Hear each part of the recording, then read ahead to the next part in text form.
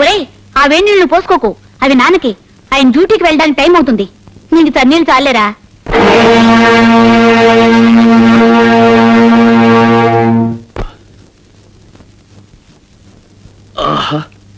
ఈ రోజు ఇంత పొద్దునే కాఫీ ఎదురొచ్చిందంటే చాలా చిత్రంగా ఉంది.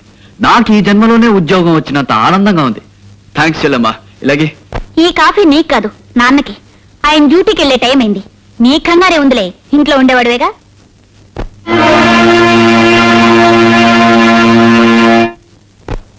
ఆహా, గుత్తొంకాయ కూర, చింతకాయ పప్పు. తొందరగా భోంచేసి బయటికి వెళ్ళాలి.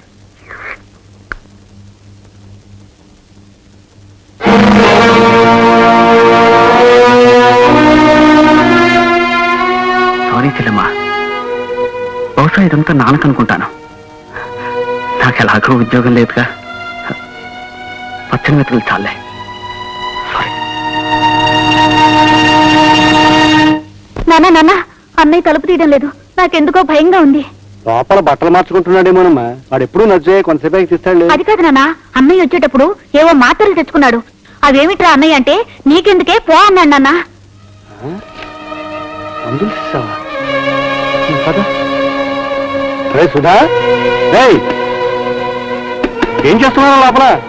సుధా, అన్నయ్య, అన్నయ్య, అన్నయ్య, సుధా, తలుపురా. అన్నయ్య, అన్నయ్య,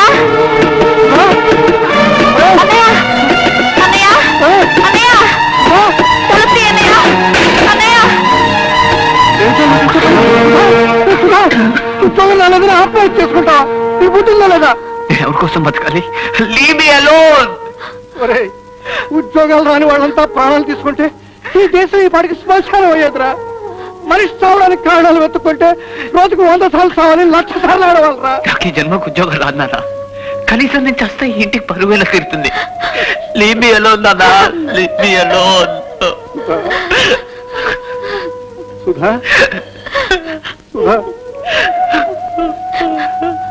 ఉద్యోగం దొరకలేదన్న చిన్న కారణానికి నువ్వు ప్రాణాలు తీసుకుంటే చెట్టంత కొడుకుని పోగొట్టుకున్న కన్న తండ్రి నేనేం కావాలా? సుధా, క్యాన్సర్తో మీ అమ్మ చచ్చిపోతే అప్పుడు నువ్వేం చేసి ఉండాలిరా? 40 ఏళ్ళు ఉద్యోగం దాకా బాధపడితే అప్పుడు నేనేమైపోయి ఉండాలిరా? సుధా, బాధపడుకు, నీకు తప్పకుండా ఉద్యోగం వస్తుంది.